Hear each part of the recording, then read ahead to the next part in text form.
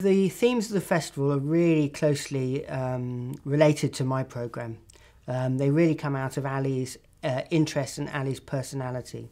So we have some big centrepiece events. We have a big event with the charity Liberty, with Shami Chakrabarti, where we're getting a whole host of writers along, including Badisha, Jackie Kay, Alison MacLeod, to talk about the Human Rights Act and talk about what liberty means today. So we have some very big events like that.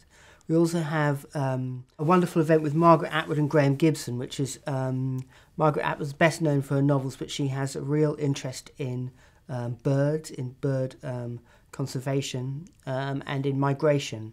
So she's coming along to talk right at the end of the festival about that. She's diverting a trip to Scandinavia to come and be with us, which is really wonderful. We also have Jeanette Winterson, who's giving our annual New Writing South lecture.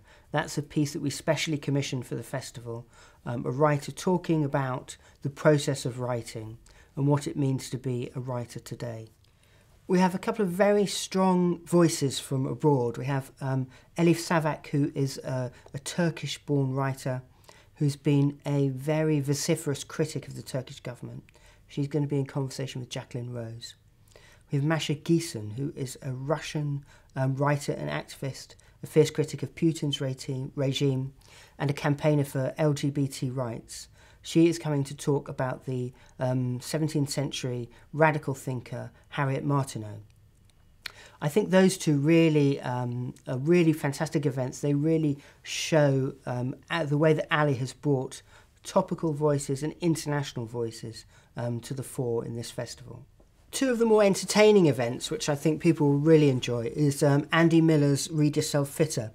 Andy spent a year reading just the classics, and he believes that the classics shouldn't just be kept in the classroom, but actually people in their adult life should go back to these books.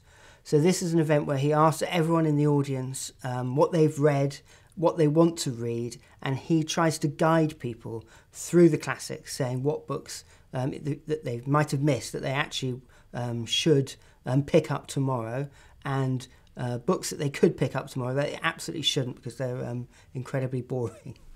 That's really good fun. We also have Luke Wright, who is, when it comes to performance poetry, Luke Wright, I guess, is the predominant performer. His new show is called The Stay-at-Home Dandy, and it's talking about the dichotomy between wanting to be an outward-going man about town and the reality of being a new father, and how those two things don't quite compute.